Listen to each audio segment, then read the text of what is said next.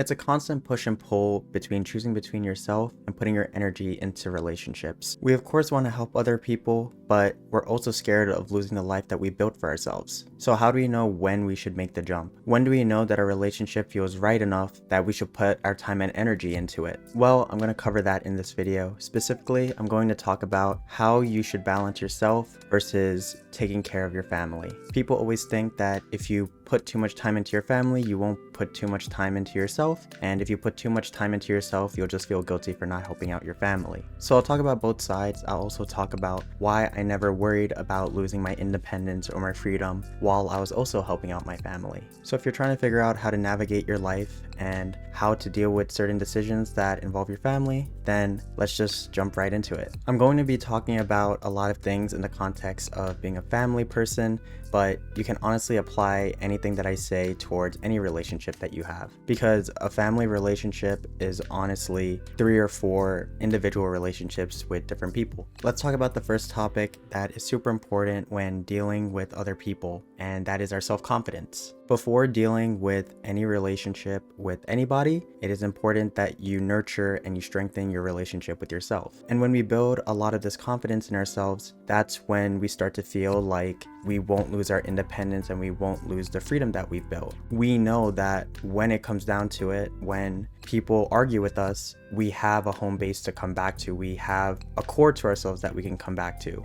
And so in this sense, it doesn't matter what happens in any relationship. Well, let me take that back. It does matter what happens in relationships, but in terms of deciding if your life is going to be okay or not, you know that it will be, because you have this foundation that you've built where you know you can be independent and you know that you can thrive alone and by yourself. And that's something that's super powerful and something that's super useful, because you never want to be arguing in a relationship or with other people and feel like you have to be dependent on them, or you feel like you can't leave the relationship or speak your mind because you're afraid of what you're going to lose, because you don't have anywhere else to go back to or any place of home to come back to. And when I talk about home, I don't mean physically. I just mean you have a mental place in your head where you can just go back to, where there are consistent things that you know belong there, that are true to your value. You can go back to yourself and say, all right, I am done dealing with this person who said I was messed up or toxic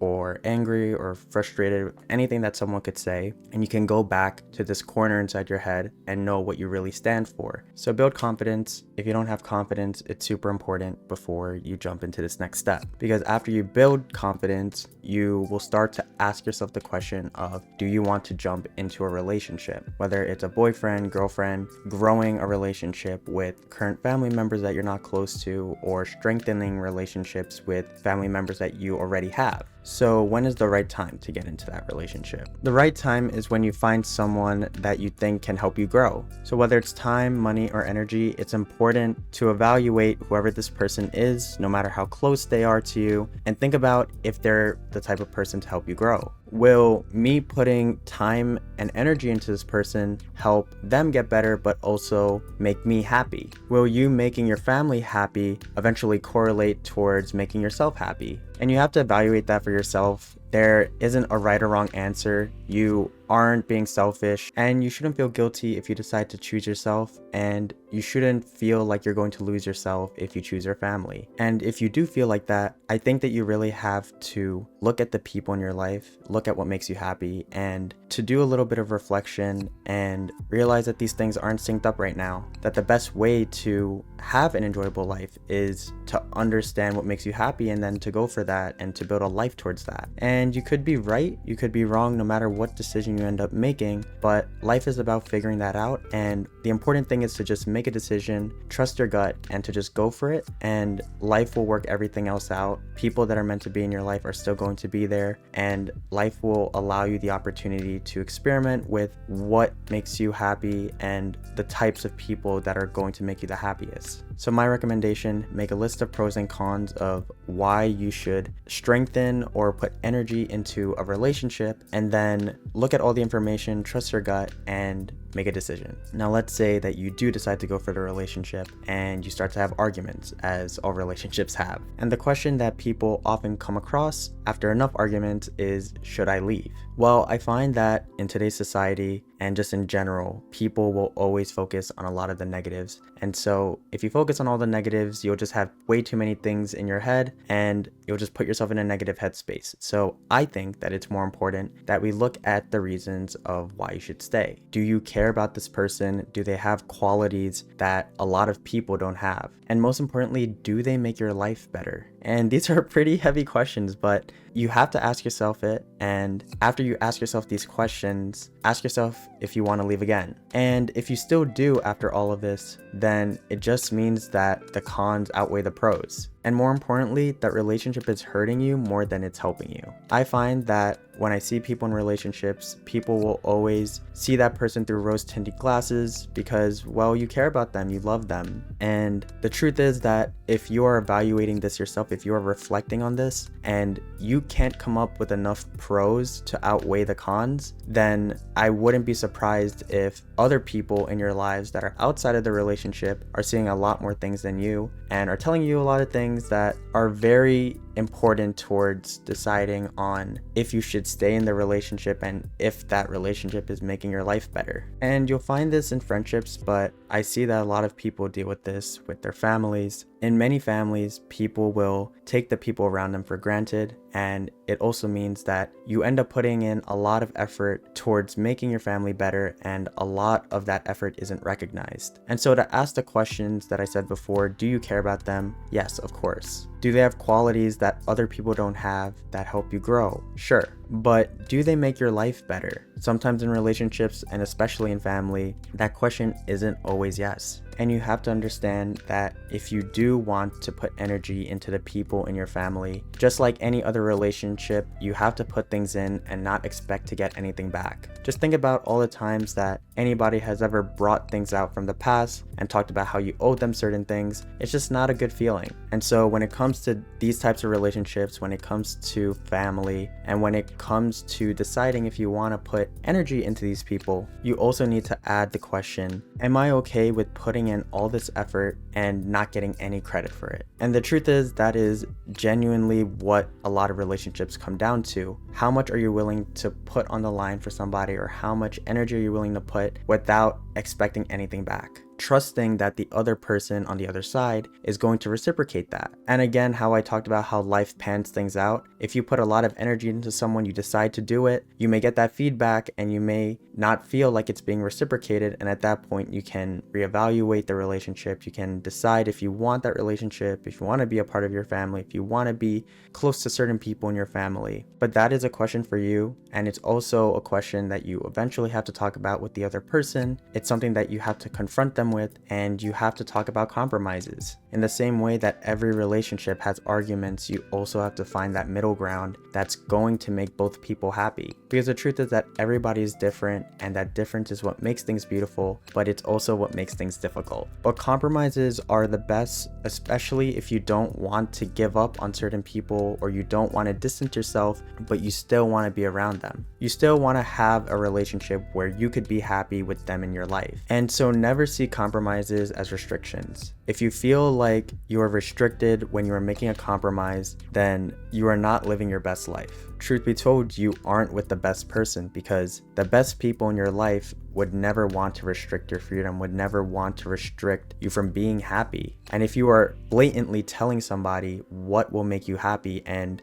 they choose to not allow you to be, or even meet you in the middle so that you can be half happy, then those people aren't good in your life. You should never feel restricted to do what you want to do. But what if someone doesn't want to make a compromise? Lots of people deal with parents that never want to make compromises. And yes, these people that do not want to compromise are hard to deal with. It often means that you're dealing with somebody who says things like, it's my way or the highway. And again, so for these people, you need to make a decision on which way you want to go. I do think that it's worth putting effort into trying to see if they could change, but if you've tried before and you feel like they're not going to, then it's better to make a decision and again, let life pan everything out. They'll be in your life if they still want to be in your life, and it won't ruin anything that would make your life the best that it can be. Now, what if someone is okay with compromises, but you just end up having the same argument over and over again? So if you're having the same argument, it just means that you're having a recurring pattern that isn't being solved because the actual reason isn't being addressed. So you need to do digging on your own, or to push the other person into figuring out what exactly is that reason and if you're okay with the reason they are acting certain ways. And when you find these reasons, when you find these flaws, which everybody does, everybody has flaws, you need to decide if you're okay with those flaws existing. Are those flaws something that's acceptable to you? And then